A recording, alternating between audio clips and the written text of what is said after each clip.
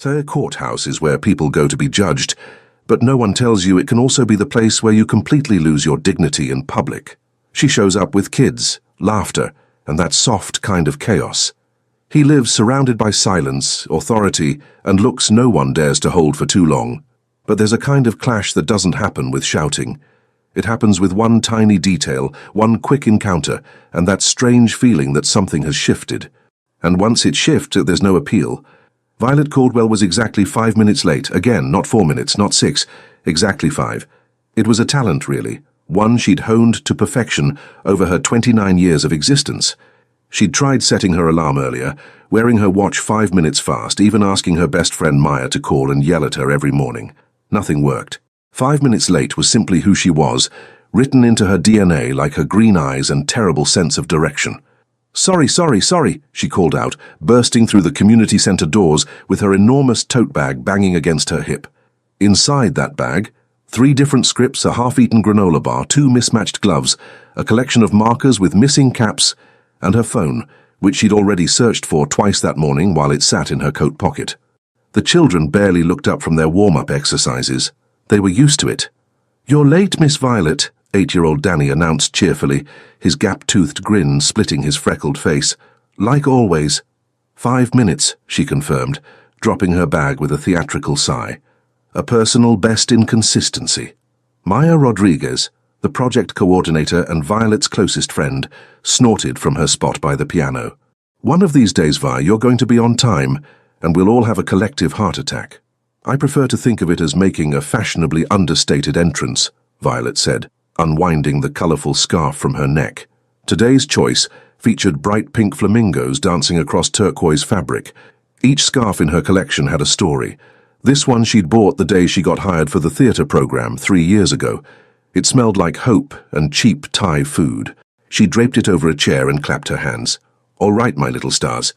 Today we're rehearsing the forest scene. Remember, big emotions, bigger voices." For the next 2 hours, Violet lived in the world she loved most, where imagination ruled, where shy kids found their voices, and where a community center basement transformed into enchanted woods. She was chaos in motion, demonstrating exaggerated movements, switching between character voices, and somehow managing to keep 12 children engaged and laughing. If this story is touching your heart, show your support. Leave a like, subscribe to the channel, and share it with your friends. Every action helps us keep bringing you new stories full of emotion. "We need to take this outside," she announced suddenly, struck by inspiration. "The courthouse has that beautiful plaza with the columns. It'll be perfect for our backdrop photos."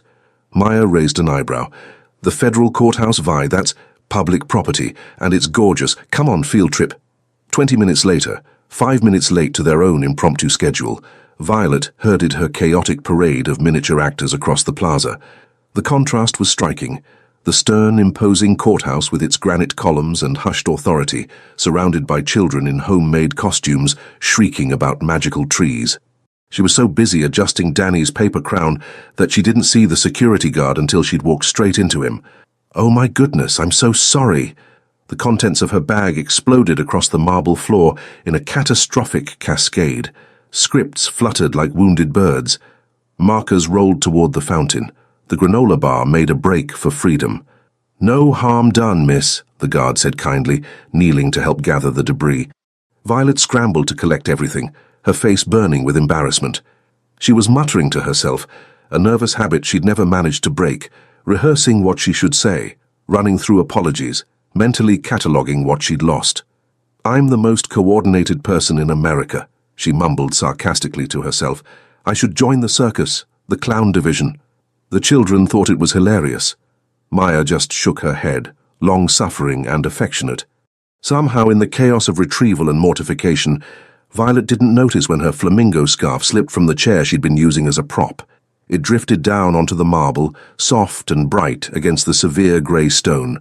She was too busy herding cats, or rather excitable children, back to the community center, already 5 minutes late for lunch. Carter Whitman arrived at the courthouse at exactly 7:43 a.m. Not 7:42, not 7:44. Exactly 7:43, the same time he'd arrived every workday for the past 10 years. His driver, James, a 60-something man with silver hair and infinite patience, pulled the black sedan to the precise spot where the courthouse steps met the curb. Carter emerged in his usual uniform, charcoal suit, crisp white shirt, conservative tie. At 38, he cut an imposing figure at 6'5", with dark hair graying slightly at the temples, and the kind of sharp features that made people nervous in courtrooms. "Another beautiful day of justice, sir," James said, his tone perfectly neutral, but his eyes twinkling with subtle humor. "Another day of reviewing briefs that should have been properly formatted the first time," Carter corrected, but there was no real bite to it. James was the only person allowed to be casual with him. "Will you need the car this evening?" 6:15, same as always. James nodded, pulling away smoothly as Carter climbed the courthouse steps. Everything in Carter's world had a place, a time, a specific order. His office was organized with military precision, every pen at a 90-degree angle to the edge of his desk, every file alphabetized and color-coded, every surface clear of clutter. He didn't just dislike chaos, he was allergic to it. In his briefcase, legal briefs arranged by priority, backup pens, because having only one was irresponsible, and a small tin of mints he consumed at precise intervals throughout the day. Nothing unnecessary, nothing frivolous. As he crossed the plaza, his assistant's wheeled document case rolling behind him with a precise click-click-click, something colorful caught his eye. Carter stopped, frowned. There, lying abandoned on the marble like a bright wound against the severe stone, was a scarf. Not just any scarf. A ridiculous, cheerful, utterly impractical scarf covered in pink flamingos. He should walk past it. It wasn't his concern. Someone from maintenance would collect it eventually, but one of the wheels of the document case caught the edge of the fabric, and suddenly the scarf was coming with him, dragged along like an uninvited guest to his mourning. Carter didn't notice until he reached his chambers on the 3rd floor. His assistant had already left the case by his desk, and only when he bent to retrieve a file did he see the splash of color tucked against the wheel. He picked it up slowly, the fabric soft and clearly well-loved.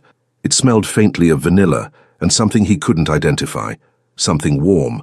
Carter Whitman, federal judge, renowned for his unflinching logic and emotional distance, stood in his impeccable office holding a flamingo scarf and feeling something. Curiosity, maybe. Or perhaps just the faint echo of something that might have been loneliness if he'd allowed himself to examine it. He should throw it away, leave it with lost and found, forget about it.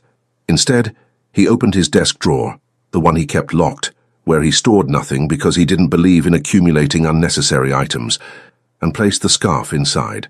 Just for now, he told himself. Just until he decided what to do with it. The scarf looked absurd next to his spare cufflinks and emergency phone charger.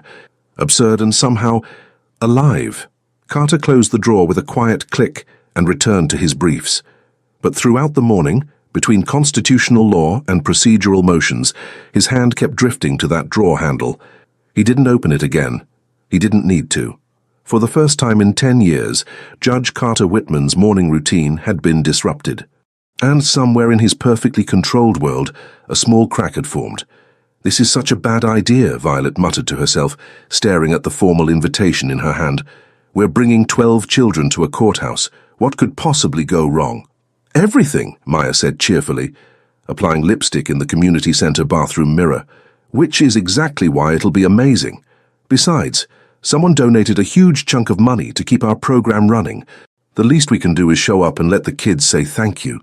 I still don't understand why we're meeting in a judge's chambers. Because apparently, he's the silent benefactor, some big-shot federal judge who writes checks but doesn't want attention." Maya smacked her lips together.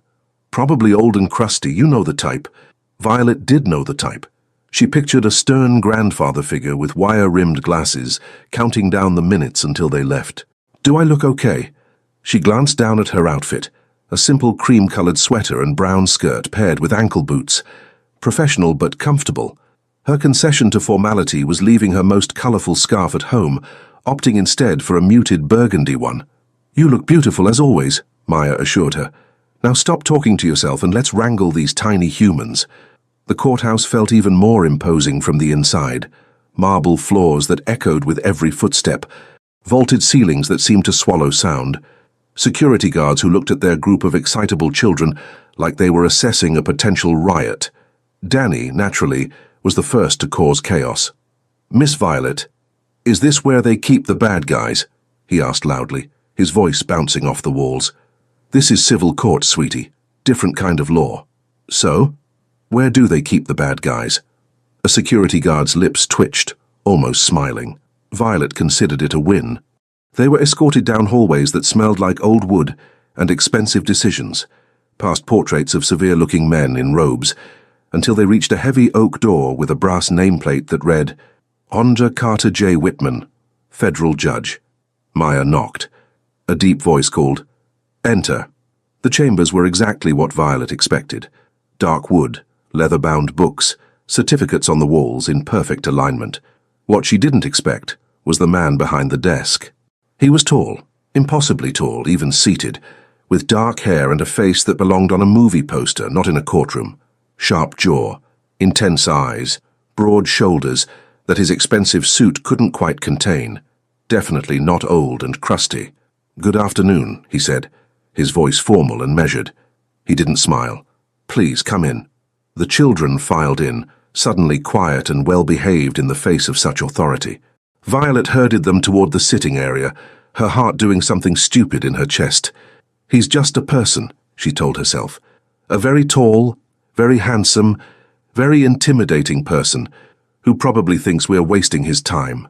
Carter remained behind his desk, watching the group with what Violet could only describe as careful distance. He was polite as Maya explained the program, nodded at appropriate moments, but there was something controlled about him, like he was performing the role of interested benefactor while keeping his real self locked away. "The children prepared something," Maya announced, and suddenly 12 kids were scrambling to perform their thank you song. It was chaos, beautiful, enthusiastic chaos. Danny forgot half the words. Little Sophie sang so quietly she was nearly miming, but they were sincere and joyful, and when they finished, they beamed with pride. For the first time, Violet saw something flicker across the judge's face. Not quite a smile, but something softer, something almost human. "That was very nice," he said carefully. "Thank you." As the children explored the chamber, within strict boundaries set by Maya's commanding presence, Violet found herself drifting toward the bookshelves, giving the judge space while staying close enough to supervise. That's when she saw it. There on the corner of his desk, partially hidden behind a stack of legal briefs, a flash of pink, turquoise, a pattern she'd recognize anywhere because she'd worn it a dozen times, had bought it on one of the best days of her life, her flamingo scarf. Violet's brain did a complicated gymnastics routine that was impossible. She'd lost it. Where had she lost it? The courthouse plaza. Days ago, when she'd dropped everything. But why would a federal judge have it on his desk? Unless... She glanced at Carter Whitman, who was explaining something about constitutional law to an extremely confused Danny, and felt the world tilt slightly. After the formal visit ended, and Maya was herding the children toward the door, Violet made a decision. Her hands were shaking slightly. Why were they shaking as she approached the desk? "Excuse me," she said softly. Carter looked up, and up close, his eyes were even more intense. Dark brown, almost black, with an intelligence that felt like being X-rayed. "Yes, miss." "Caldwell, Violet Caldwell." She swallowed. "I'm sorry to bother you, but that scarf on your desk, the one with the flamingos." His expression didn't change, but something in his posture shifted. Almost imperceptibly, he tensed. "Yes? It's mine. I think I lost it here a few days ago." For a long moment he simply looked at her. Then, slowly, he reached for the scarf and held it out. "Of course. I found it in the plaza. I should have turned it into Lost and Found." His fingers brushed hers as she took it back, and Violet felt that touch all the way to her toes. She clutched the scarf like a lifeline. "Thank you for keeping it safe," she managed. "I know it's silly, but I collect them. They're important to me." "It didn't seem silly," he said quietly. And then, impossibly, miraculously, he smiled. It was barely there. A slight curve of his mouth, a subtle softening around his eyes. But it transformed his entire face, made him look younger, almost vulnerable. Violet forgot how to breathe. "I appreciate you coming," he continued, his tone formal again. but that tiny smile still lingering. "The work you do is valuable. Thank you, Your Honor." "Carter," he corrected, and seemed surprised by his own words. "You may call me Carter." Maya's voice echoed from the hallway. "Vi, we're going to be late." "I have to go," Violet said reluctantly. "Thank you again." She turned to leave, clutching her scarf, her mind spinning. At the door she glanced back. Carter Whitman was still watching her, that small smile still in place, looking oddly lost in his own perfectly organized office. That evening, James drove Carter home to his penthouse apartment, all clean lines and carefully curated art, nothing out of place, nothing unnecessary. "Productive day, sir?" James asked. "Adequate," Carter replied, which was his standard response. James hummed thoughtfully. "That's the first time in 10 years I've seen you smile during working hours." Carter's hand stilled on the door handle. "I didn't smile." "If you say so, sir." After James left, Carter stood in his living room, staring at nothing. The space felt emptier than usual, quieter. He'd lived here for 6 years and had never noticed how colorless it was. He opened his laptop with the intention of working. Instead, he found himself searching for specialty scarf boutiques. 3 days later, he found one. Pink flamingos on turquoise, nearly identical to hers. He bought it without thinking too hard about why. When it arrived, he folded it carefully and placed it in his locked drawer, next to where her original scarf had briefly lived. Then he sat at his desk and did something he hadn't done in a decade. He drafted a personal invitation by hand. "Miss Caldwell, I would like to express my appreciation for your visit and the important work you do. Would you do me the honor of joining me for dinner this Friday evening? Sincerely, Carter Whitman." He read it 3 times. It sounded like a legal summons with flowers, but he sent it anyway, along with his personal phone number. And then, for the first time in years, Federal Judge Carter Whitman felt nervous. The feeling was deeply uncomfortable. He hated it. He also somehow didn't want it to stop. Violet stared at the cream-colored envelope like it might explode. It had arrived via courier, an actual courier with a uniform and a clipboard, delivered directly to the community center while she was teaching the kids about stage projection. Maya had signed for it, eyes wide, and immediately cornered Violet in the supply closet. "Open it," Maya demanded, bouncing on her toes like an excitable puppy. "Open it right now or I will literally combust from curiosity." "It's probably just a thank you note," Violet said, but her hands trembled slightly as she broke the wax seal. A formal, boring, very official. Oh my God. The handwriting was immaculate. Strong, confident strokes in black ink. Every letter perfectly formed. Maya snatched it from her hands and read aloud, "Would you do me the honor of joining me for dinner this Friday evening?" She clutched the paper to her chest dramatically. "Vi, the hot judge just asked you on a date." "It's not a date, it's gratitude, professional appreciation." "Would you do me the honor?" Maya repeated, swooning. Girl, that's Jane Austen levels of romantic. He might as well have written, "Please accept my hand in courtship, dearest lady." Violet snatched the invitation back, reading it again.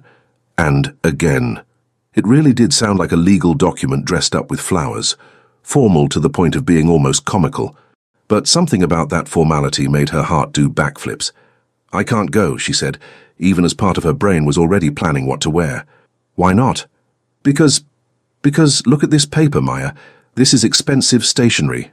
He probably owns tuxedos, multiple tuxedos. I own one dress that doesn't have paint stains and I wore it to my cousin's wedding 3 years ago. So buy a new dress. With what money? I teach theater to children. I'm not exactly rolling in disposable income. Maya gave her the look, the one that said she was being ridiculous and they both knew it. You're scared. I'm realistic. You're terrified that you might actually like him, that this might be real, so you're inventing reasons to say no before he can realize you're not good enough. Maya's voice softened. Which is absolute garbage, by the way. You're amazing. Violet slumped against the storage shelves, accidentally dislodging a box of costume jewelry. He's a federal judge, Maya. I lose my phone 6 times a day. I'm literally always 5 minutes late. I talk to myself in public. We live in completely different universes. So, maybe he needs someone from a different universe. Maybe you're exactly what his boring, perfectly organized life is missing. Maya squeezed her shoulder. Just go to dinner. Have a nice meal. See what happens. Worst case scenario, you get a free expensive dinner and a good story. And best case scenario? Maya's grin turned wicked. You end up making out with the hottest judge in the federal court system. Despite herself, Violet laughed.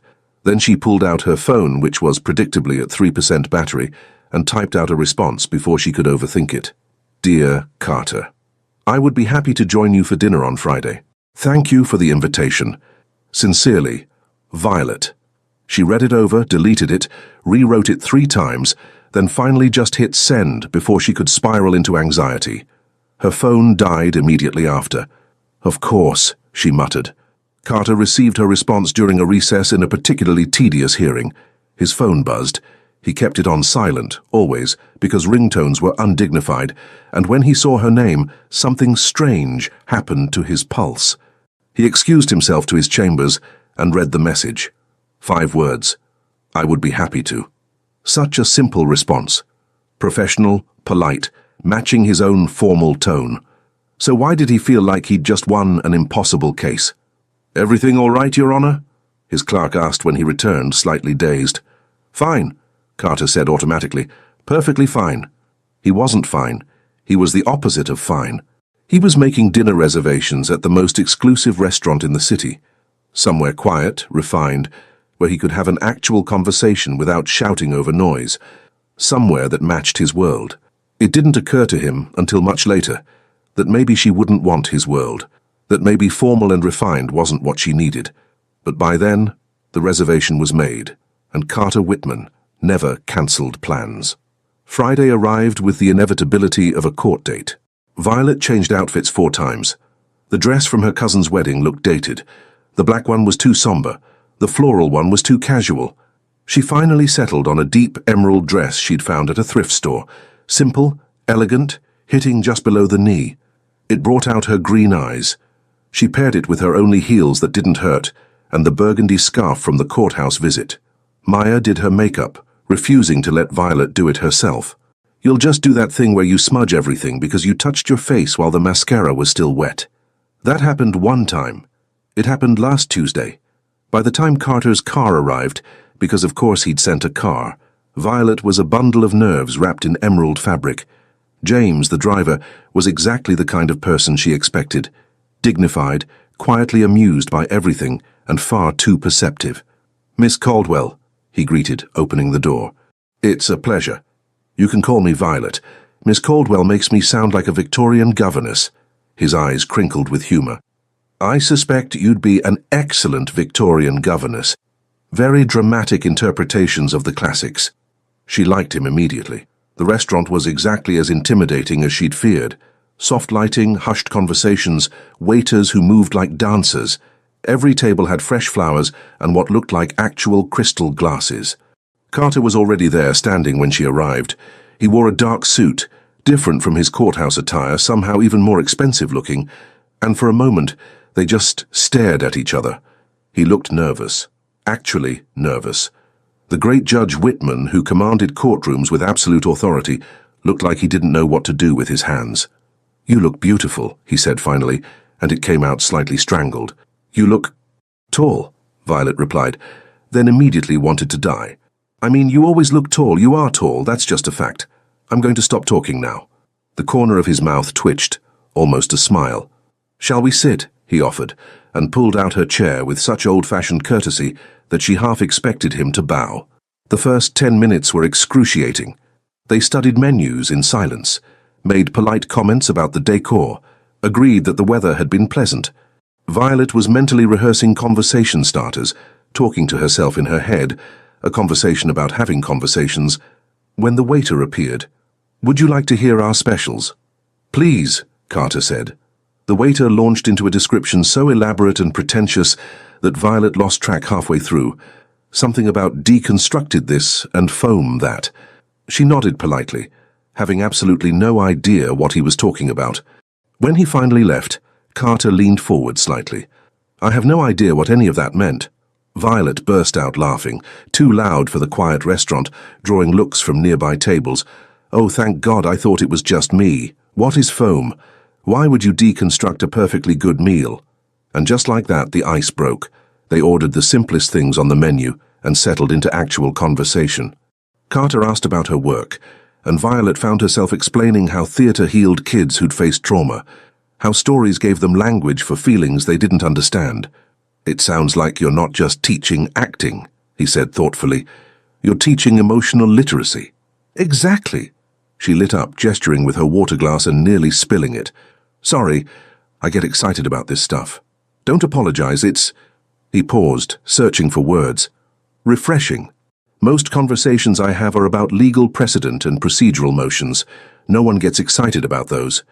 "Well, what do you get excited about?" Violet asked. "Outside of work?" Carter opened his mouth, closed it, frowned slightly. "I don't know," he admitted. "I consider that question concerning." "You just did it again," Violet said gently. "Did what?" "Said, 'I consider,' instead of 'I feel' or 'I think.'" His eyebrows rose. "I evaluate situations objectively. You intellectualize your emotions," she corrected. "There's a difference." For a moment she worried she'd overstepped, but Carter didn't look offended. He looked thoughtful, almost vulnerable. "My father was a judge," he said quietly. "My grandfather was a judge. I was raised to believe that feelings were unreliable, that logic and reason were the only trustworthy guides." "That sounds lonely." "It was efficient." Violet smiled sadly. "Those aren't the same thing." Their entrees arrived, thank God, breaking the heavy moment, but something had shifted. They weren't strangers pretending at dinner anymore. They were two people actually seeing each other. "What about you?" Carter asked. "Why theatre? Why teaching?" Violet traced the rim of her wine glass. "I grew up in a loud house. Big family, not much money, everyone talking over each other. I was the quiet one, the sensitive one. Theatre was where I learned to use my voice, to be seen." She looked up, meeting his eyes. "And then I realized I could give that to other kids, the ones who feel invisible." "You're not invisible," Carter said, and something in his voice made her breath catch. "Neither are you," she whispered back. The moment stretched between them, fragile and electric. Then Carter's phone buzzed. Once, twice, 3 times in rapid succession. He ignored it completely, which, Violet would later learn, was absolutely unprecedented. They talked through dessert, some elaborate chocolate thing that was delicious despite being unnecessarily complicated. Violet told him about her scarf collection, and he listened like she was presenting a legal argument. She made him laugh, actually laugh, a surprised bark of sound that made other diners turn and stare. When James picked them up, Carter walked her to her apartment building. The night air was cool, and Violet pulled her scarf tighter. "I had a wonderful time," she said at her door. "As did I," Carter replied formally. "Then, would you like to do this again?" "I would consider that acceptable," Violet said solemnly, mimicking his formal tone. He smiled, that rare, transformative smile, and suddenly he didn't look like an intimidating federal judge. He looked like a man who'd forgotten how to do this, and was trying anyway. "Good night, Violet." "Good night, Carter." She made it all the way inside and up to her apartment before she started grinning like an idiot. Carter made it all the way back to his car before James said, "Well, that was different." "What was?" "You smiled for approximately 47% of the evening. I timed it." Carter tried to look stern, failed completely. "That seems like an invasion of privacy. That seems like a man who had an excellent date." Carter didn't argue. Couldn't argue. Because James was absolutely right. The second date happened 3 days later at a coffee shop, Violet suggested. Her territory this time, not his. Carter arrived exactly on time, looking wildly out of place in his 3-piece suit among the vintage furniture and local art. "You're allowed to dress casually, you know," Violet teased when he sat down, his long legs barely fitting under the small table. "This is casual," he said seriously. I removed my tie. She looked at his perfectly pressed shirt, his polished shoes, his cufflinks that probably cost more than her monthly rent. "Carter, that's not what casual means. I assess that my interpretation is valid." "You assess? Who talks like that?" "I do, apparently." But he was smiling, that small, rare smile that made her forget how to think properly. They fell into conversation easily this time. Violet told him about Danny's latest theatrical disaster. He'd forgotten his lines and improvised an entire monologue about pizza. Carter told her about a case involving disputed intellectual property rights, somehow making contract law sound fascinating. "You really love it," Violet observed. "The law." "I respect it," he corrected, then paused. "Actually, no. You're right. I love it. That feels strange to admit." "Why?" "Because love is," he gestured vaguely, "imprecise, unquantifiable." "That's what makes it perfect," Violet said softly. Their eyes met and the coffee shop seemed to shrink until it was just the two of them, caught in something neither could name. The third date was a walk through the botanical gardens. Carter had never been. "I don't typically engage in recreational wandering," but Violet insisted. "You need to do something just for the sake of doing it," she said, pulling him toward the orchid greenhouse. "Not everything needs a purpose." "Everything has a purpose," he argued, but he let her pull him anyway. She was wearing a yellow scarf today, bright as sunshine, covered in tiny embroidered bees. It should have looked ridiculous. On her, it looked perfect. "This one," she said, noticing his gaze, "I bought when I got my first paycheck as a teacher. It reminded me that I was finally doing something that mattered." "They all matter to you, don't they? The scarves. They're like a timeline. Each one marks something important." She smiled up at him. "Maybe I'll get one to remember today." Carter's heart did something complicated in his chest, something that felt dangerously close to hope. By the fourth date, dinner at a small Italian restaurant where the owner knew Violet by name, Carter had admitted to himself that this was no longer casual.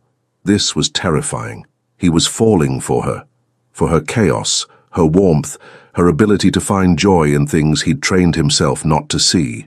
And that was a problem, because Carter Whitman did not lose control.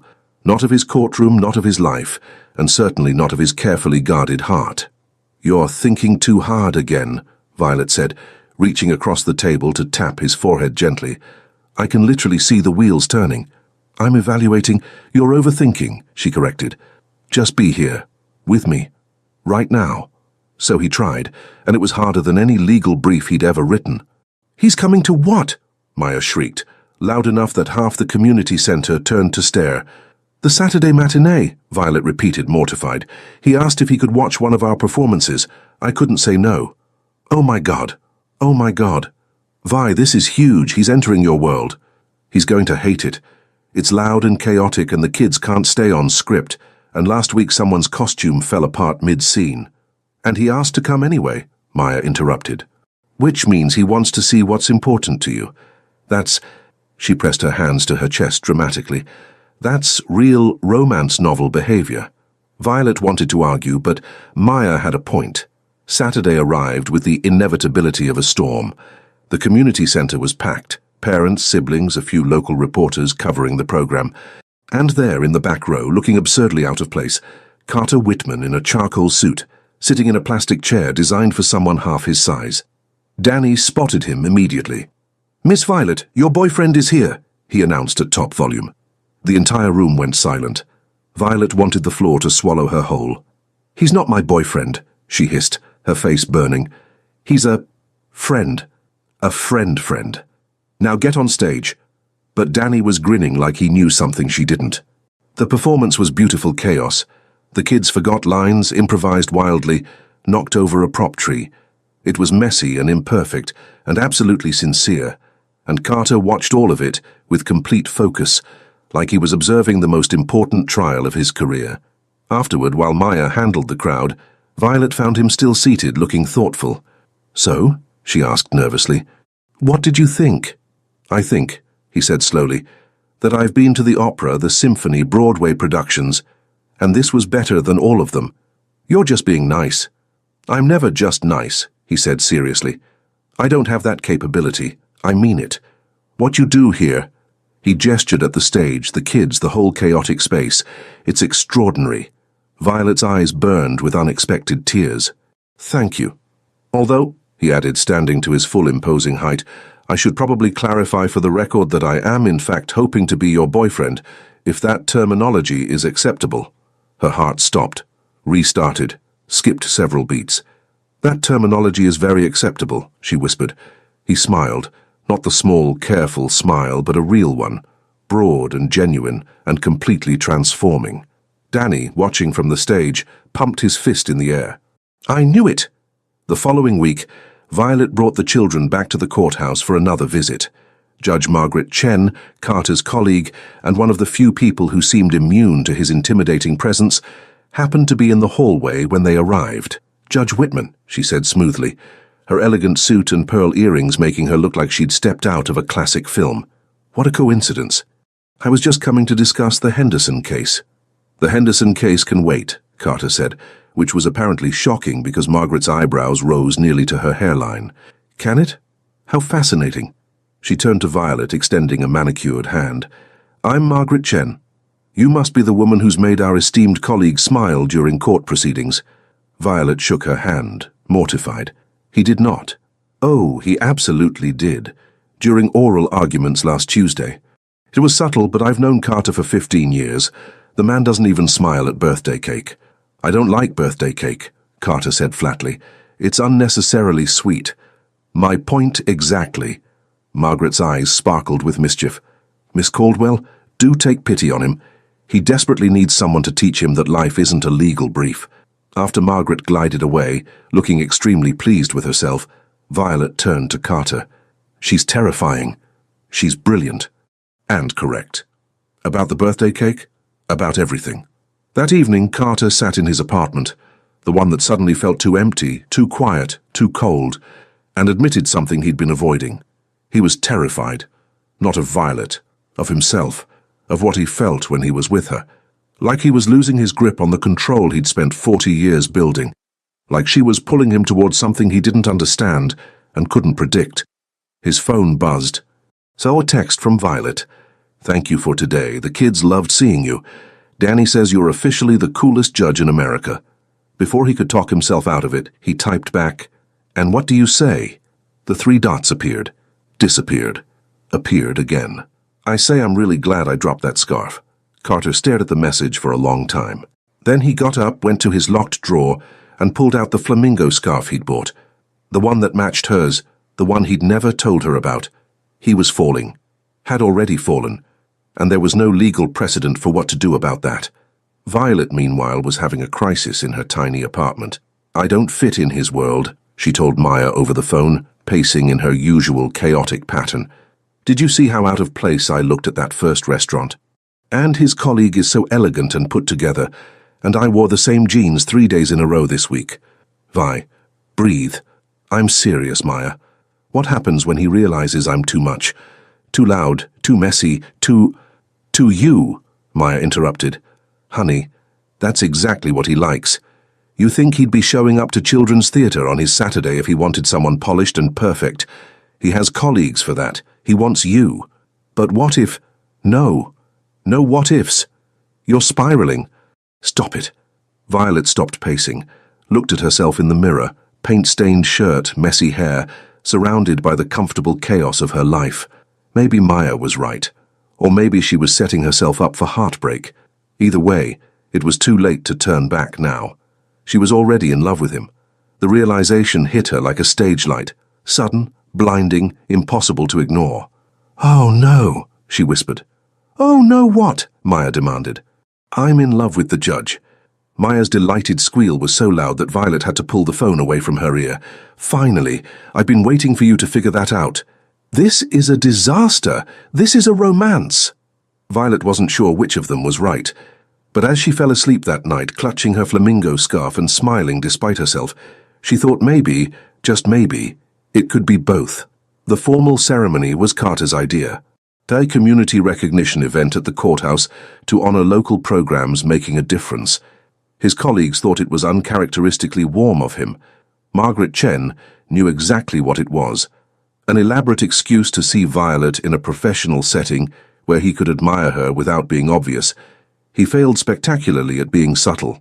"You're staring," Margaret murmured as they stood on the courthouse steps, waiting for the community representatives to arrive. "I'm observing the proceedings," Carter replied, not taking his eyes off the plaza entrance. "You haven't blinked in 45 seconds. That's not observation, that's infatuation." Before Carter could formulate a dignified response, Violet appeared with her group of children, all dressed in their best clothes, which meant a chaotic rainbow of mismatched formal wear, and at least 3 clip-on ties that were already crooked. She wore a soft blue dress that made her eyes look like sea glass, and her hair was pulled back with a clip that was slowly losing its battle against her curls. She looked nervous and beautiful, and completely out of place in the formal setting. Carter forgot how to breathe like a normal human. "Oh, you're gone," Margaret said with barely concealed amusement. "Completely gone." The ceremony began with all the pomp and circumstance appropriate for federal court proceedings. Various officials gave speeches about community partnership and civic responsibility. Carter gave his own remarks, professionally delivered, carefully rehearsed, and then it was time for the recognition portion, where each program received a certificate and a grant check. Violet accepted on behalf of the theatre program, her hands shaking slightly as she held the oversized check. She gave a brief, heartfelt speech about the power of art to heal, and Carter watched her like she was delivering closing arguments in the most important case of the century. That's when Danny struck.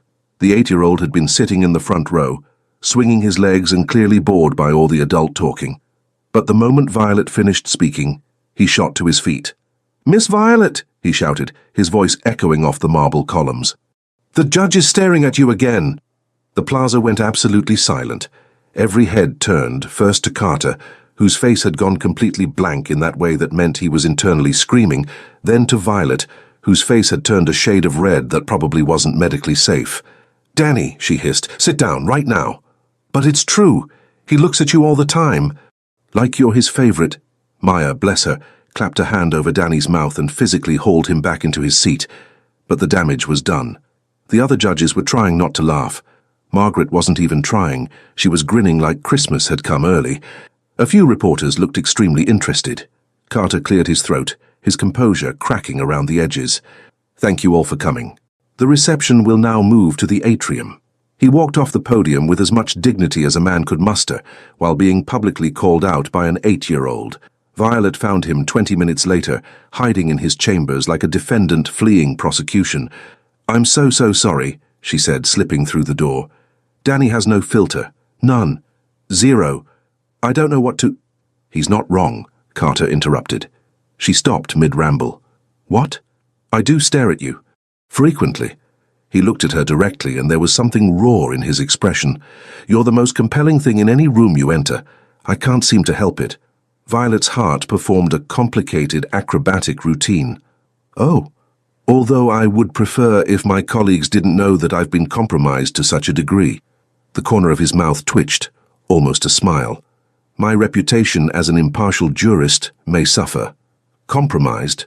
Violet stepped closer. "Is that what I am? You're a complete disruption to my previously well-ordered existence." He said it like an accusation, but his eyes were soft. "And I find I don't want to return to order." She was close enough now to catch his scent. Expensive cologne and something else. Something that was just him. "Carter." His phone buzzed. He ignored it, which was, for Carter, basically a declaration of love. "Have dinner with me tonight," he said. "Somewhere quiet. Just us." "I'd like that. And perhaps we could discuss establishing parameters for Danny's future public commentary." Violet laughed, the tension breaking. "You want to put a gag order on an 8-year-old? I'm considering it as a viable legal strategy." That afternoon, Violet met her friend Marcus at their usual coffee shop.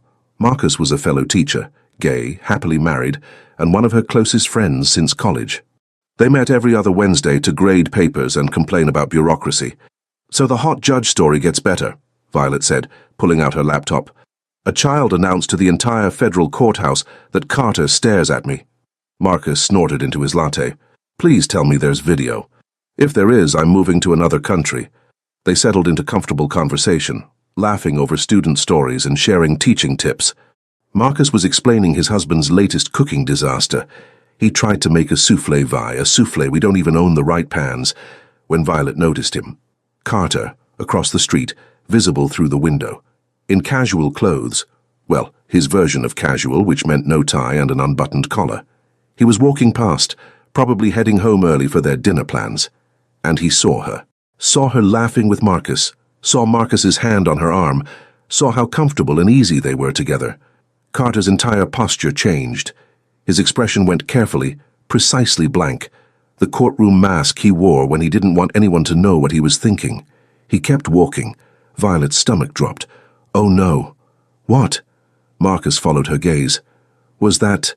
Yes. She grabbed her phone, typing quickly. That was my friend Marcus. Just grading papers. Nothing. She deleted it. Started over. Deleted again. How do you explain something when you haven't even defined what you are to each other? Carter made it all the way to his apartment building before admitting to himself what he'd felt.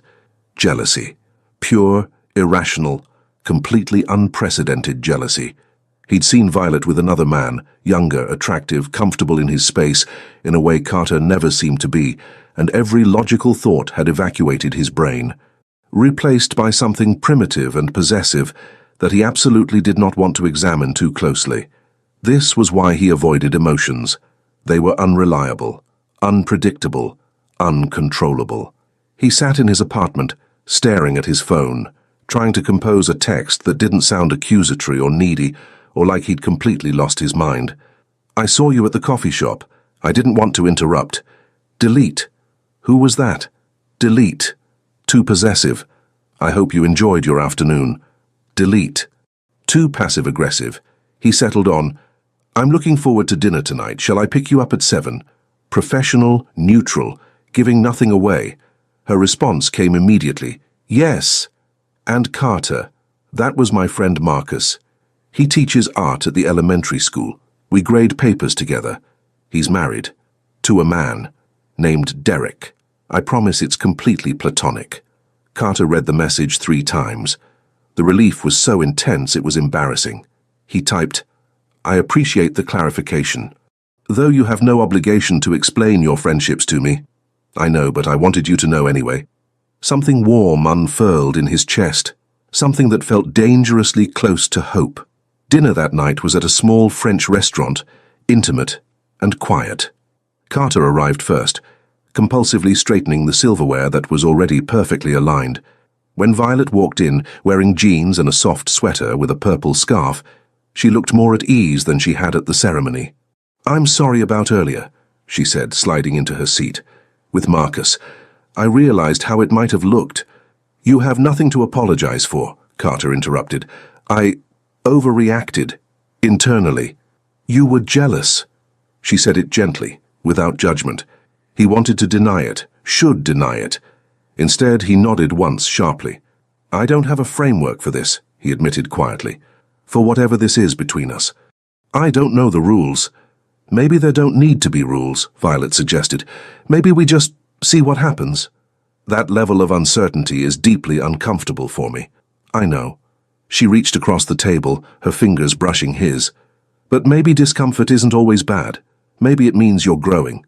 Carter looked at their hands, hers small and paint-stained, his large and marked by paper cuts from legal briefs. Completely different, somehow fitting together perfectly. I'm not good at this, he said, at being open, vulnerable. I know that too. She smiled softly. But you're trying. That matters. They talked through dinner about everything and nothing. Violet told him about her childhood, about being the quiet one in a loud family. Carter told her about the opposite problem, a house so silent that he'd learned to speak in whispers. No wonder you're so controlled, Violet said. You learned that emotions were messy. They are messy. They're human. That's what concerns me. But he was smiling when he said it, and Violet counted that as progress. After dinner, they walked through a nearby park as the sun set, painting the sky in shades of orange and pink. The air was cool, and Violet pulled her scarf tighter. Can I ask you something? Carter said suddenly. Always. Why scarves? Why collect them specifically? Violet considered. I think they're a little bit of armor, a little bit of art, something that's mine that I choose that adds color to the world. She glanced at him. Does that sound silly? No. His voice was rough. It sounds like you. They stopped walking, standing under a street lamp that was just beginning to glow in the fading light. Carter turned to face her, and suddenly the air between them felt electric. Violet, he said, and her name on his lips sounded like a prayer. She looked up at him, so tall, so serious, so completely out of his depth and trying anyway. Yes? He reached out slowly, giving her every chance to step back, and cupped her face with one large hand. His thumb brushed her cheekbone, and she stopped breathing. "I'm going to kiss you," he said, and it wasn't quite a question but not quite a statement either. "Okay," she whispered. He leaned down. She rose on her toes. Their lips were inches apart, breaths mingling in the cooling evening air. His phone rang. Not a text, not a gentle buzz. A loud, insistent ring that shattered the moment like dropped glass. Carter closed his eyes, his jaw tightening. "I'm going to throw this phone into the nearest body of water." "Don't." Violet stepped back, trying to hide her disappointment. It might be important. It was. Of course it was. An emergency at the courthouse, a case that needed immediate review, a defendant's rights hanging in the balance. "I have to go," Carter said, and he looked genuinely anguished. "I'm sorry. It's okay. It's your job. It's terrible timing. It's life." She smiled, but it felt wobbly. "Go. Do your important judge things." He called James, and within minutes the car appeared. Before he got in, Carter turned back to her. "This isn't how I wanted tonight to end."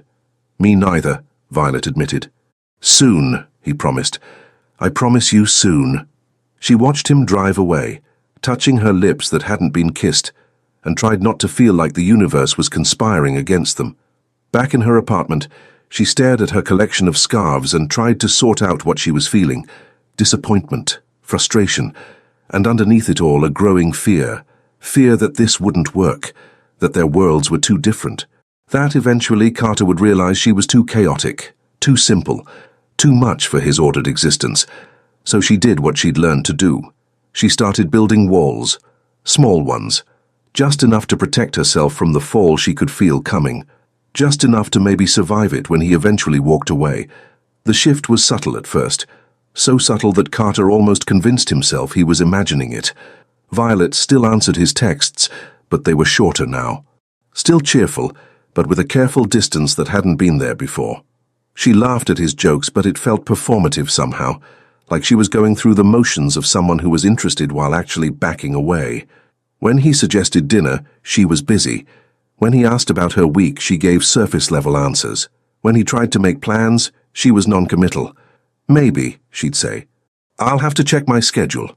Violet Caldwell, who lived her life in beautiful chaos and never planned anything more than 5 minutes in advance, was suddenly checking her schedule. Carter sat in his office, staring at their text conversation, trying to identify where he'd miscalculated. Had he pushed too hard, not hard enough? Was it the interrupted kiss? Had he done something wrong? He had no framework for this, no legal precedent to follow. No way to argue his case when he didn't understand the charges. For the first time in his professional life, Judge Carter Whitman felt completely, utterly lost. "You're doing that thing again," Maya said, watching Violet sort through costume pieces with unnecessary intensity. "What thing?" "The thing where you pretend everything's fine while actively sabotaging your own happiness." Violet threw a feather boa into the wrong bin. "I'm not sabotaging anything.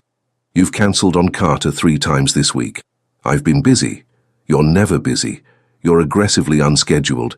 It's one of your defining characteristics." Maya crossed her arms. "What's really going on?"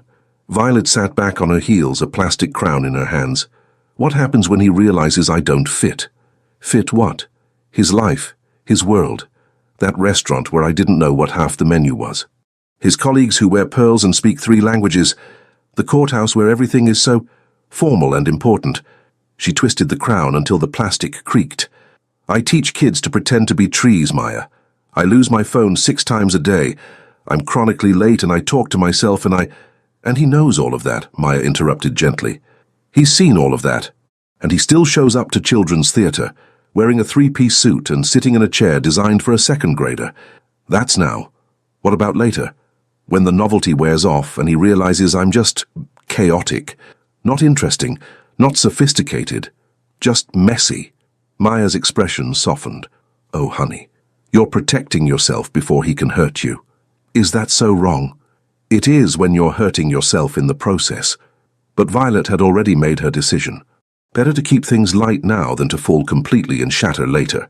Better to smile and laugh and keep him at a safe distance than to admit how deeply she'd already fallen. Better to survive this than to risk everything on maybe. Margaret Chen noticed everything. It was her superpower and occasionally her curse. She noticed when Carter started arriving at the courthouse earlier than usual. his expression more closed off than normal. Noticed when he snapped at a clerk over a minor filing error, Carter, who never lost his composure.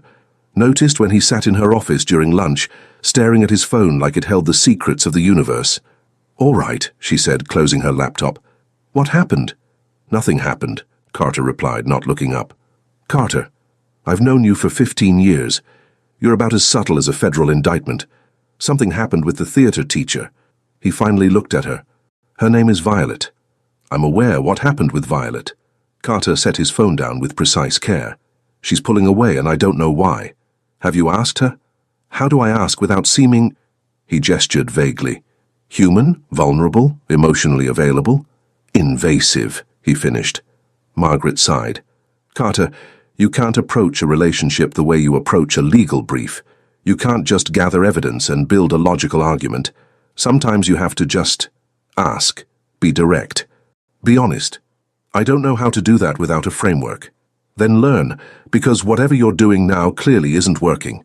2 days later, Margaret put her plan into action. She sent Violet an email.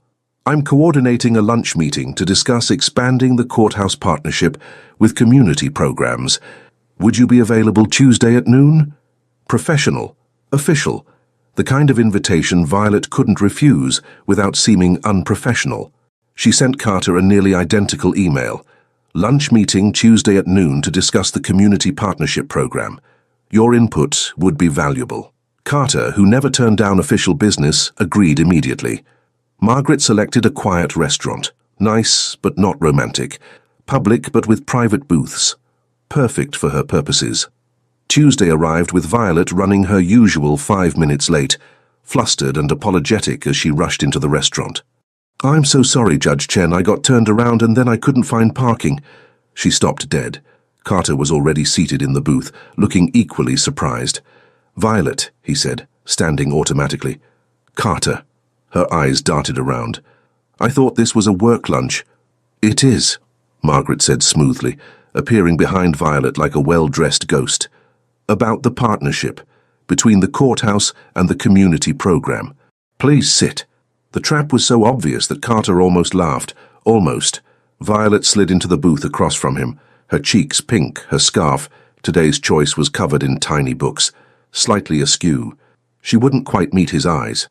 Margaret made a show of sitting down and opening her laptop. "So I wanted to discuss expanding the program funding. Carter, your thoughts on the budget allocation?"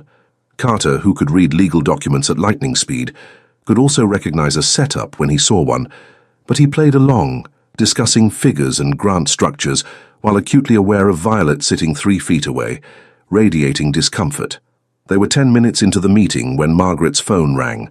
"Oh dear," she said, in a tone that suggested she'd expected this call. "I'm so sorry, this is the courthouse. Emergency motion. I have to take this." She stood, gathering her things with suspicious speed. "You two go ahead and order. I'll try to be back in 20 minutes. She was gone before either of them could protest. The silence that followed was deafening. "Well," Violet said finally, "that was subtle. Margaret has many talents.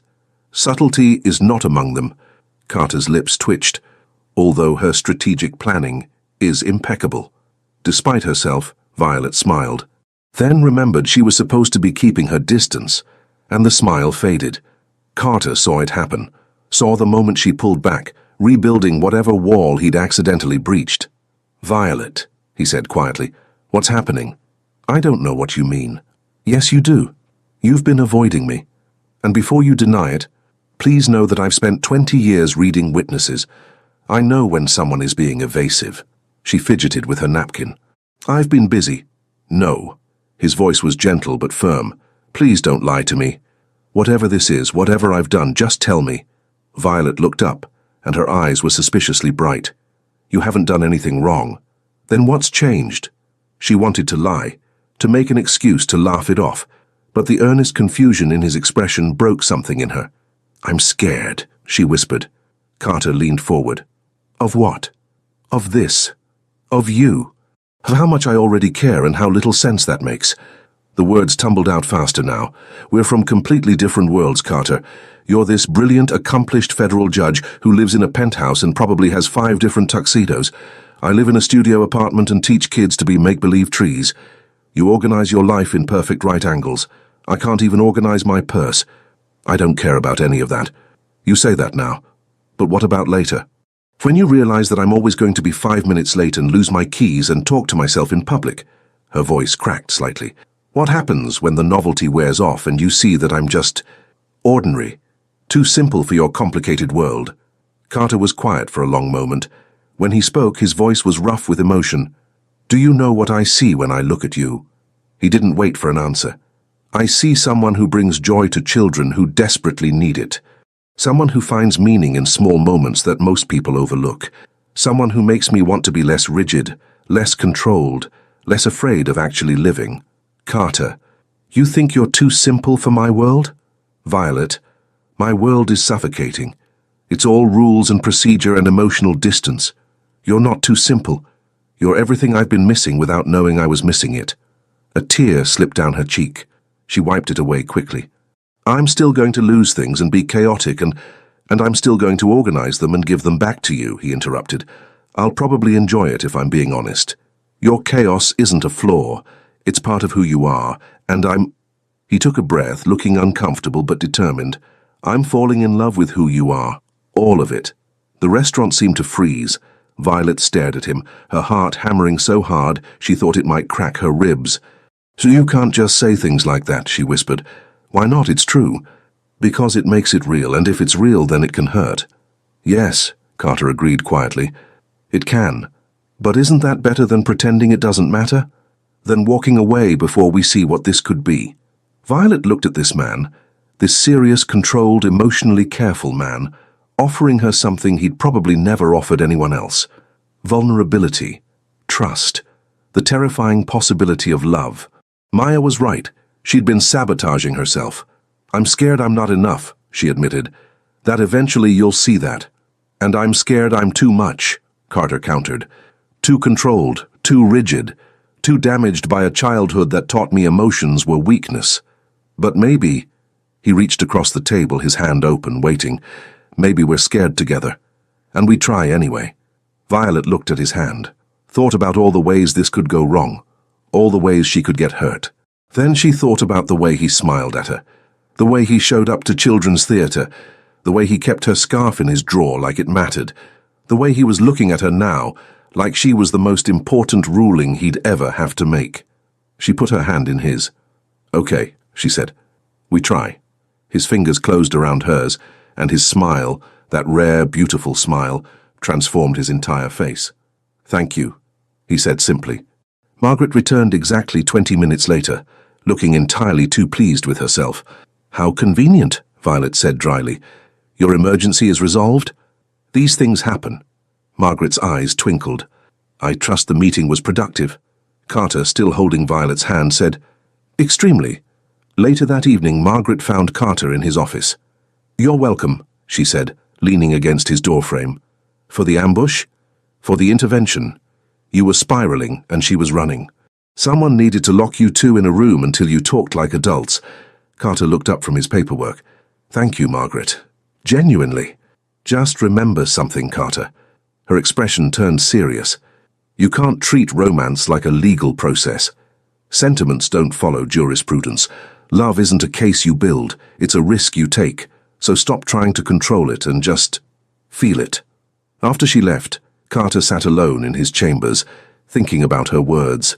For 40 years, he'd built his life on control, on order, on the belief that emotions were unreliable and logic was king. But Violet made him want to throw the rulebook out entirely. And terrifying as that was, it also felt like the first truly honest thing he'd done in years. The shift after their conversation was immediate and wonderful. Carter started showing up at the community center unannounced, not to supervise or evaluate, just to exist in her world. He'd sit in the back, reviewing legal briefs while children rehearsed around him, occasionally looking up to watch Violet direct with animated gestures and infectious enthusiasm. You know you don't have to come every time, she said one afternoon, plopping down beside him during a break. I'm aware I choose to. He glanced at her. Unless my presence is disruptive. Your presence is incredibly distracting, she admitted, but in a good way. His rare smile appeared. Good. Danny, never one to miss an opportunity, shouted from the stage, "Are you guys gonna kiss yet?" "Daniel Marcus Thompson," Maya bellowed. "We've discussed appropriate questions." Violet buried her face in her hands. Carter's shoulders shook with silent laughter. "He's persistent," Carter observed. "He's going to give me a heart attack." "I find his directness refreshing. Perhaps we should consider his suggestion." She peeked at him through her fingers. "Are you seriously taking romantic advice from an 8-year-old? He seems to have better instincts than I do." Their first real kiss happened 2 weeks later, in the most unromantic location possible, Carter's office. Violet had stopped by to drop off thank-you cards the kids had made. She found him buried in paperwork, looking exhausted and overwhelmed in a way she'd never seen. "Rough day?" she asked softly. "Difficult case. A custody dispute. Both parents love the child. Both have valid claims." He rubbed his face. "Sometimes there are no good answers, just less terrible ones." Without thinking, Violet moved behind his chair and rested her hands on his shoulders. He tensed for a moment, then relaxed under her touch. "You care so much," she said, "about getting it right, about protecting people. It's not enough sometimes. It has to be enough. You're only human, Carter." He turned in his chair to look up at her. "When I'm with you, I remember that. Being human." The air between them changed, charged with something electric. Carter stood slowly, and suddenly they were close enough that Violet could count his eyelashes. "I'd very much like to kiss you now," he said formally. And despite the seriousness of the moment, she almost laughed. "Only you would ask permission like you're filing a motion. I'm attempting to be respectful." She kissed him. Soft at first, tentative, like testing new ground. But when his arms came around her, pulling her closer, when his hand cupped the back of her head with surprising gentleness, when he kissed her back with an intensity that made her forget her own name, tentative became something else entirely. When they finally pulled apart, both breathing hard, Carter looked dazed. "That was—" he started. "Yeah," she agreed. "Perhaps we should—" She kissed him again. This time was different, deeper. His hands spanned her waist, lifting her slightly until she was on her toes. She wound her fingers into his hair, messing up his always perfect style. He made a sound low in his throat that sent heat straight through her. When his phone rang, because of course it did, they were both flushed and disheveled. "I'm throwing that phone off a building," Carter muttered against her lips. "Answer it," Violet whispered. "I'll wait," he answered with remarkable composure considering his tie was crooked and his hair looked like he'd been in a windstorm. Violet tried not to laugh. After he hung up, he looked at her seriously. "Dinner, tonight, my place. That sounds like a terrible idea. Probably. But I don't care." He straightened his tie, trying to regain his dignity. "I want you in my space. In my life. Properly." "Okay," she said, smiling. "Your place." "Tonight." As she left, she heard James in the hallway. "Your Honor, your hair is—" "I'm aware, James. Might I suggest a comb before your next appointment?" "You might not." But Carter was smiling, actually smiling, and James, wise as always, said nothing more. Just smiled himself, because finally, after 40 years of careful control, Judge Carter Whitman was gloriously, wonderfully undone. Carter's apartment was exactly what Violet expected. Immaculate, expensive, and completely devoid of personality. "This looks like a furniture catalogue," she said, spinning slowly in his living room. Everything was grey, black, or white. Not a single photograph. No plants. No clutter. "I prefer minimalism," Carter said, suddenly self-conscious. "You prefer emptiness." She touched a pristine couch that looked like no one had ever sat on it. "Carter, where do you actually live? Because this feels like a very expensive waiting room." He opened his mouth to argue, then closed it, looked around his apartment with new eyes. "I work mostly," he admitted. "This is just where I sleep." "That's the saddest thing I've ever heard." Before he could respond, she kicked off her shoes. He winced slightly at their placement, not quite parallel to the wall, and padded to his kitchen. "You're cooking?" She sounded delighted and skeptical. "I'm attempting to cook." "There's a significant difference." Dinner was an experience. Carter followed the recipe with the precision of a legal document, measuring everything exactly. But he was clearly out of his element, and when he nearly set off the smoke alarm, Violet gently pushed him aside. "Let me help before you burn down your fancy apartment." They worked together, Violet chopping vegetables while Carter insisted on arranging them properly on the cutting board. She teased him about his obsessive organization. He pretended to be offended but kept smiling. When he tried to align the pasta in parallel lines on the plate, she laughed so hard she had to lean against the counter. "It's more aesthetically pleasing this way," he insisted. "It's pasta, not evidence. All presentations matter." She kissed him to shut him up, and he forgot entirely about proper plating. They ate on his couch, Carter's first time eating anywhere but the dining table in his own home, with wine and easy conversation. Violet told him about her chaotic childhood, 7 siblings in a 3-bedroom house. He told her about his silent one, only child of parents who communicated through lawyers even when married. "No wonder you became a judge," she said softly. "You learned to navigate conflict professionally because you couldn't do it personally. That's unnervingly perceptive. I'm full of surprises." After dinner, they stood on his balcony, overlooking the city. The night was cool, and Carter draped his suit jacket over her shoulders without thinking. It was too big, swallowing her small frame, and something about seeing her wrapped in his clothing made his chest tight. "I like you here," he said quietly. "In my space. It feels less empty. It feels less lonely," she corrected gently. "Yes, that." She turned to face him, the city lights reflecting in her green eyes. "Carter, I need to know something. Anything. What is this? What are we doing?" He considered carefully, falling into old habits of precise language, then caught himself and tried again. "I don't have a framework for this," he admitted. "I've never felt this way about anyone, but I know I want you in my life. Properly. Officially. I want people to know you're mine and I'm yours." "Yours?" She smiled. "That sounds possessive.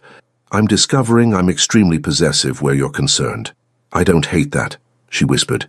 He kissed her then, slow and deep and thorough, his hands in her hair, her fingers clutching his shirt. When they broke apart, both breathing hard, reality intruded. "I should go," Violet said reluctantly. "It's late." "Stay." The word came out rougher than he intended. "I mean, you could stay. If you wanted. No expectations, just stay." She studied his face, seeing the vulnerability there. The man who never asked for anything asking her to stay. "Okay," she said. "I'll stay." He gave her one of his shirts to sleep in. Watching her in his clothes, in his space, made something settle in his chest. This was what home felt like. Finally. The benefit performance was supposed to be a celebration. 3 months of work, 12 excited children, and a packed auditorium of potential donors.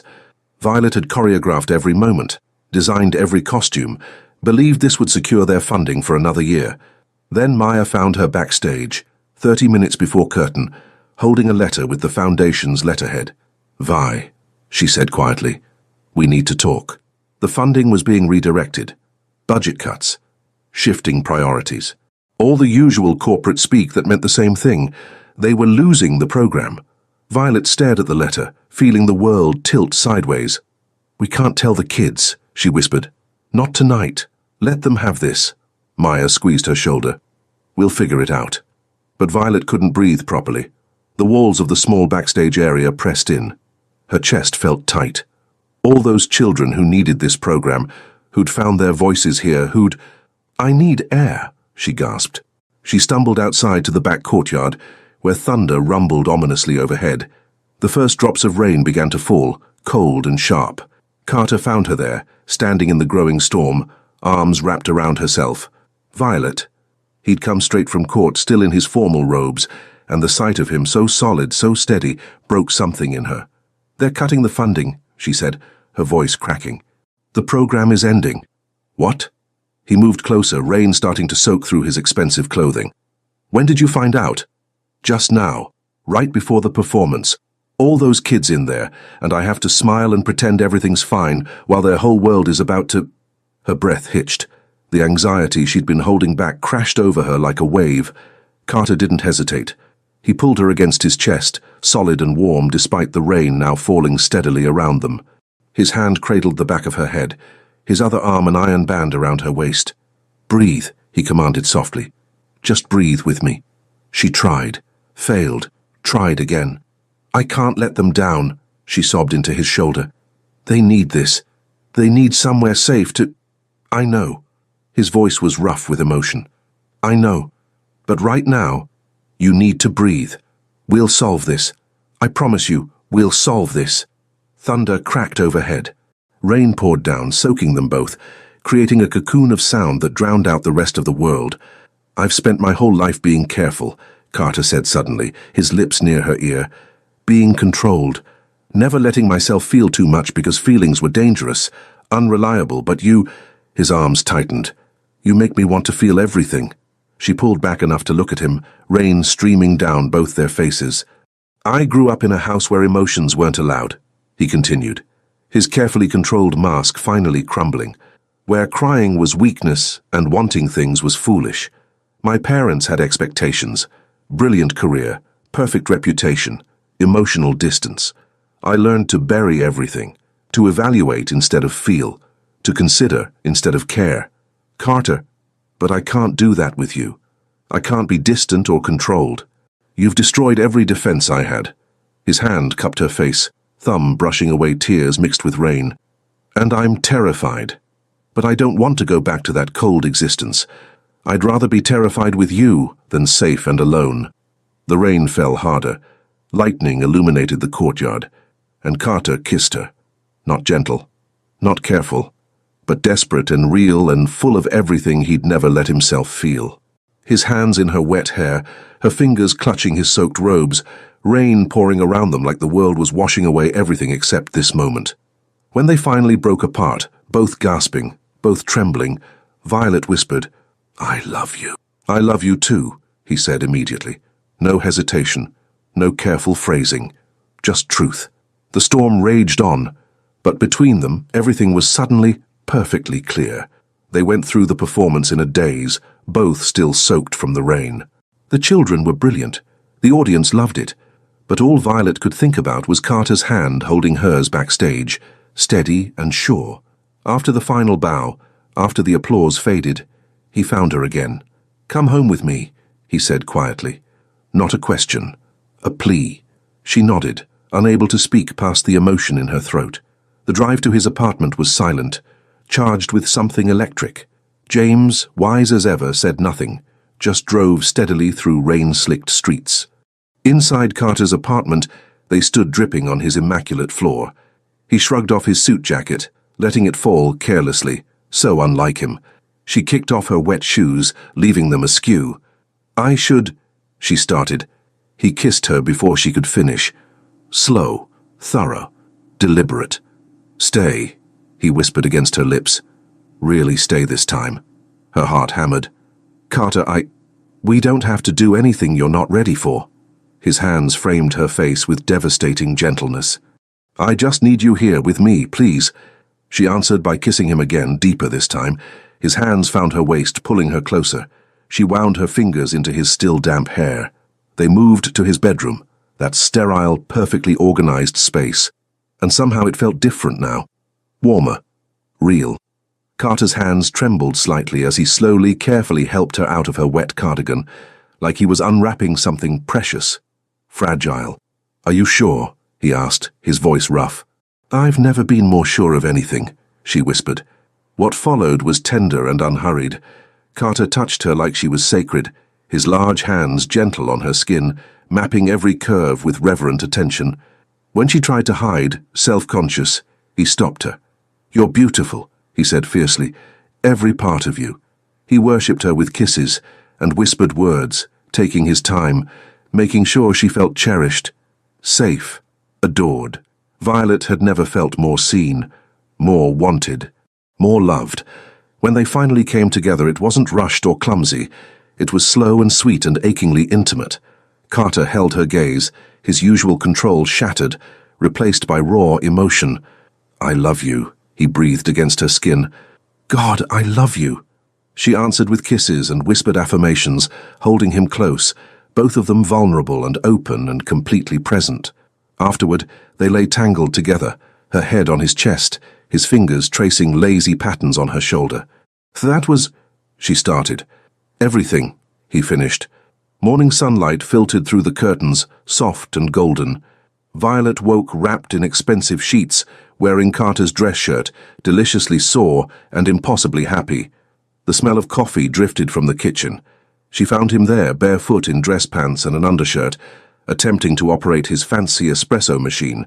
His hair was mussed, his usual perfect composure completely absent. He looked beautiful. "Oh, you're making coffee," she said from the doorway. He turned and his smile was unguarded. Real. "I'm attempting to make coffee. There's a significant difference." She crossed to him, wrapped her arms around his waist. He pulled her close, kissing the top of her head. "I never make breakfast," he admitted. "I usually just have black coffee and leave. But you're making it for me. I'd make anything for you." They drank terrible coffee and ate toast, sitting on his couch in comfortable silence. Violet in his shirt, Carter in yesterday's pants, both barefoot and rumpled and gloriously imperfect. "This is real, isn't it?" Violet asked softly. "As real as it gets," Carter confirmed. "You and me, properly, officially. I like the sound of that." "So do I." He kissed her again, slow and sweet, and Violet thought she'd never been happier. Whatever came next, funding crises, different worlds, chaos and order colliding, they'd face it together. Finally, after years of careful distance, Carter had let someone in, and she wasn't going anywhere. The following months were a study in beautiful chaos meeting immovable order. Violet lost her phone in Carter's apartment approximately 6 times in the first week. He found it each time, once in the refrigerator, once under the couch cushions, once inexplicably in his briefcase, and returned it with increasingly amused expressions. "How does it end up in these places?" he asked, handing it to her after finding it in the bathroom cabinet. "I have a gift," she said cheerfully. "A terrible, frustrating gift." He kissed her forehead. "I'm beginning to find it endearing." Liar. "I'm a federal judge. We don't lie." But he was smiling. Carter's apartment slowly transformed. A bright yellow scarf appeared draped over his monochrome couch. Violet's collection of vintage teacups invaded his pristine kitchen. Her books, romance novels and theater theory, sat next to his legal volumes. At first, the disorder made him twitch. He'd find her shoes in 3 different rooms, her jacket on the floor, her endless scarves scattered like colorful birds throughout his space. But then he started to notice something else. The apartment felt alive now, warm, like a home instead of a showroom. He found himself smiling when he discovered her coffee mug on his desk, still half full and forgotten, chuckling when he stepped on one of her hairpins, actively looking forward to the chaos she'd bring when she arrived. "You're getting used to it," James observed one morning, watching Carter carefully fold one of Violet's scarves that she'd left in the car. "I'm adapting," Carter corrected. "You're domesticated." That seems accurate. Violet, meanwhile, was discovering that Carter's rigidity wasn't coldness. It was care made manifest. He organized her teaching supplies by color and type, creating a system that actually helped her find things. He set reminders on her phone for important meetings.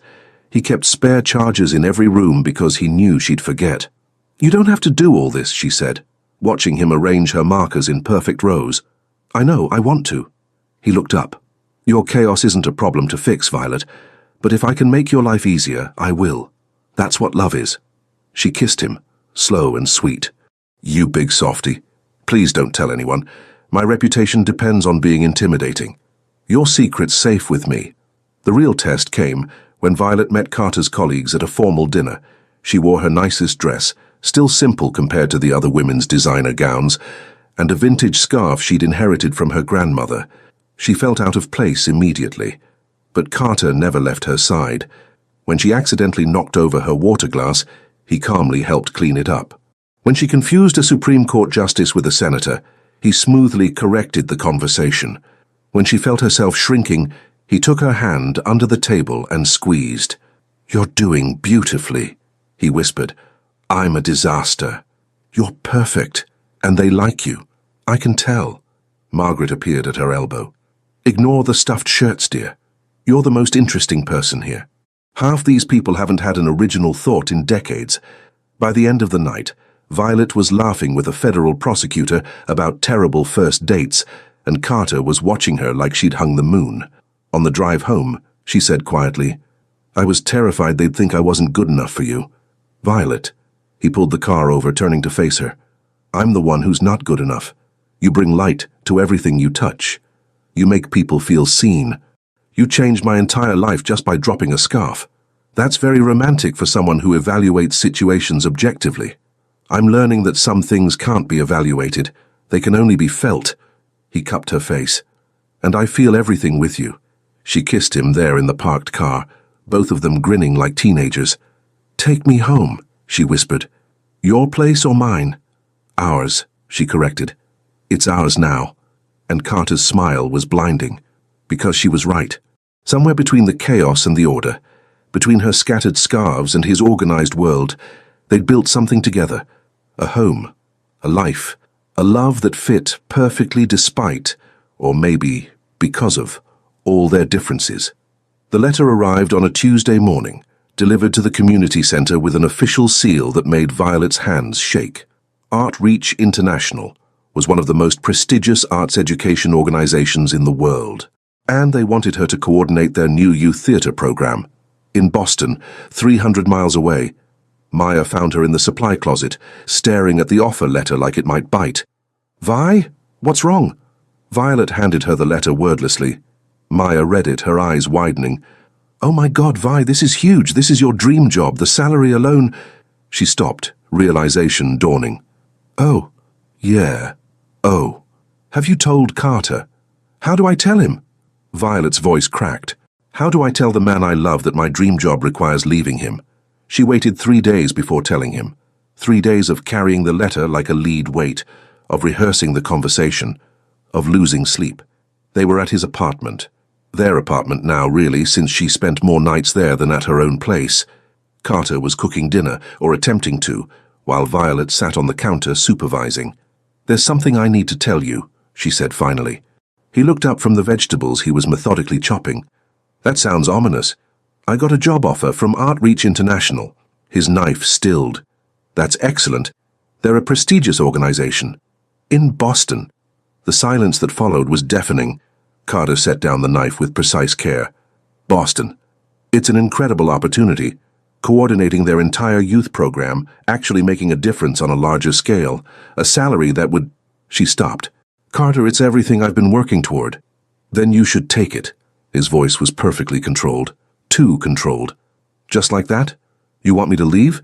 I didn't say that. He turned to face her, and his expression was carefully blank.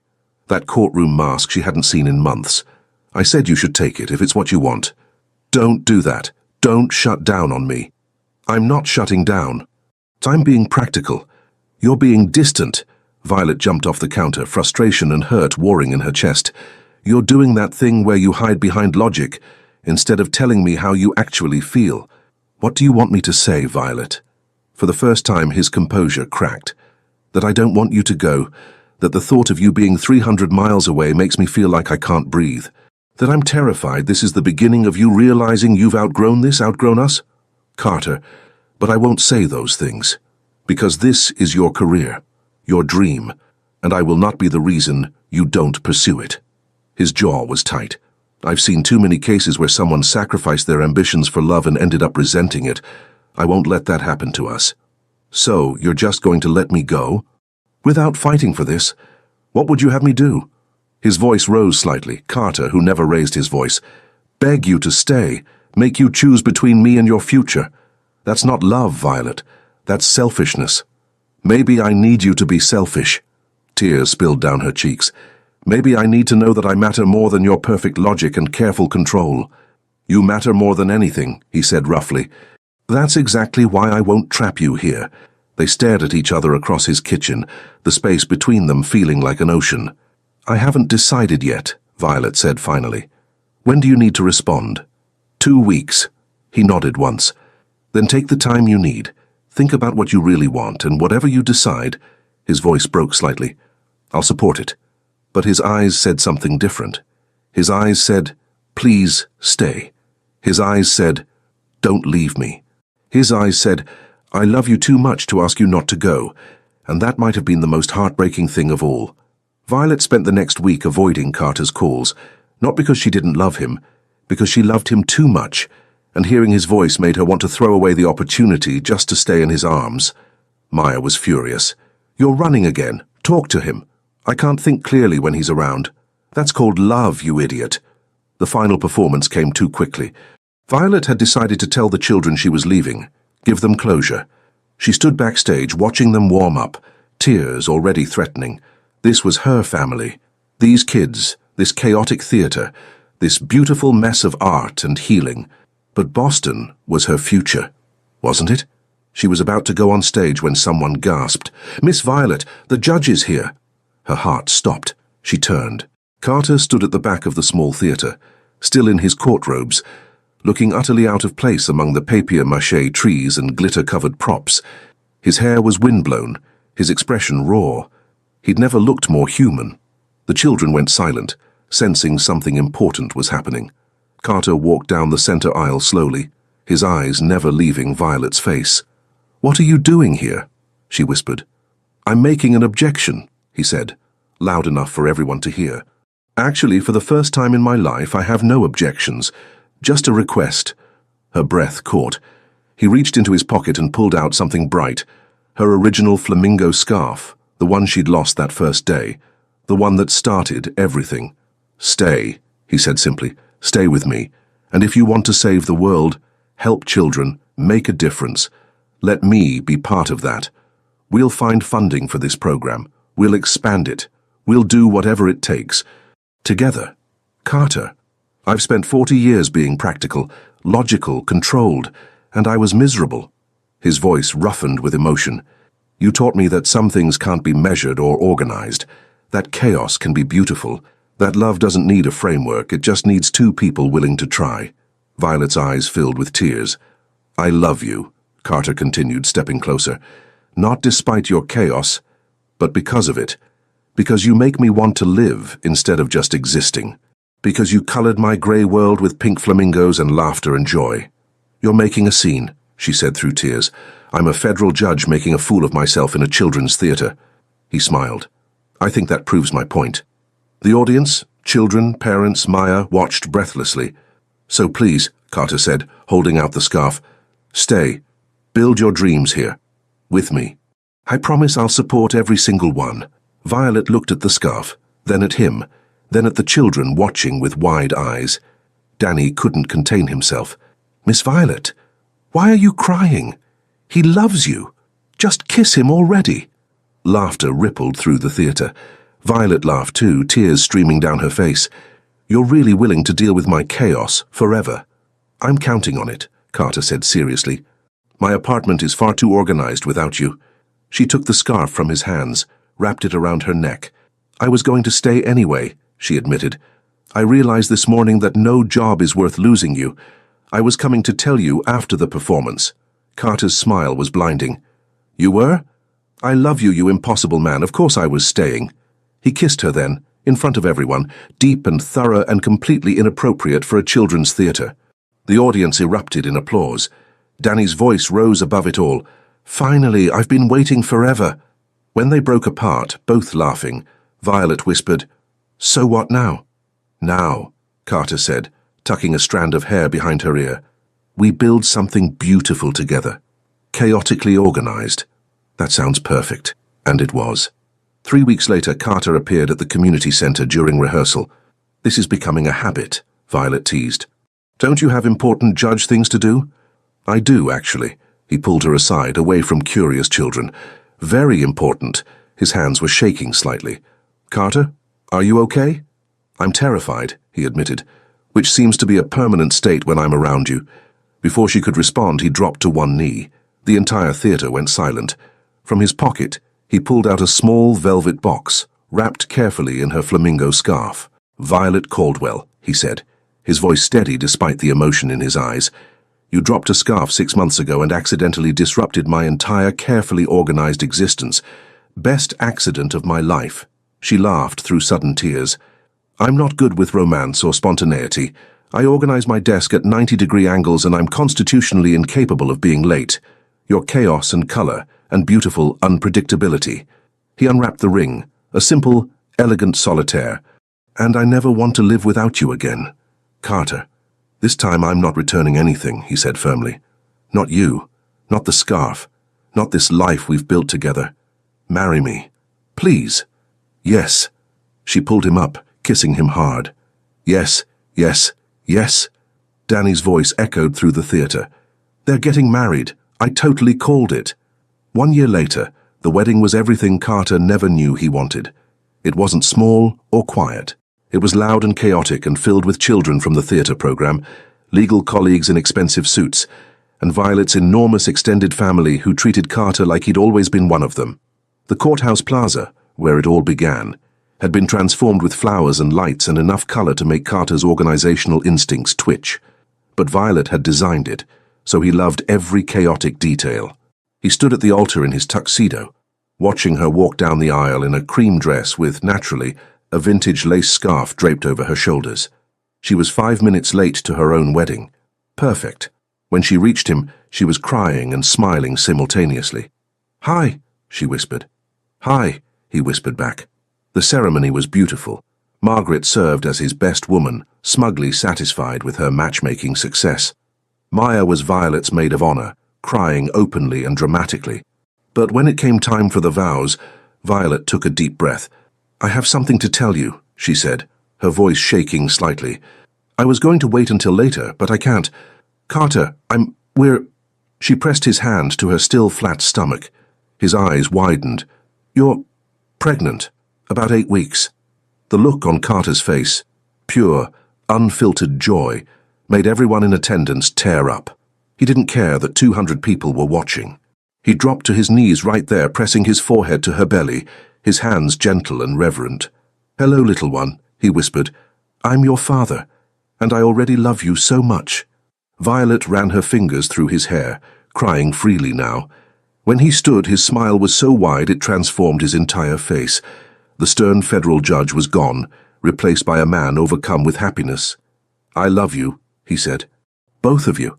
I love you too." They kissed as husband and wife, with their future literally growing between them. Later, at the reception, James cornered Carter. 10 years I worked for you," he said, smiling. "Never saw you smile once. Now you haven't stopped." "She changed everything," Carter admitted, watching Violet laugh with the children on the dance floor. "No, sir," James corrected gently. "She just showed you it was okay to be happy." Carter pulled Violet close that night, one hand on her belly, feeling the impossible miracle of their love made real. "Thank you," he whispered. "For what?" "For dropping that scarf. For being late. For being exactly who you are." She kissed him softly. "Thank you for keeping it. For showing up. For loving me." And in Carter's perfectly organized world, now beautifully disrupted by love and laughter and pink flamingo scarves, everything was exactly as it should be. Chaotic, colorful, perfect. Leave your comment and share this story with someone special. It truly helps us keep bringing new stories to you, and if you want to follow every chapter of this emotional journey, subscribe to the channel and turn on the notification bell. Your support makes all the difference.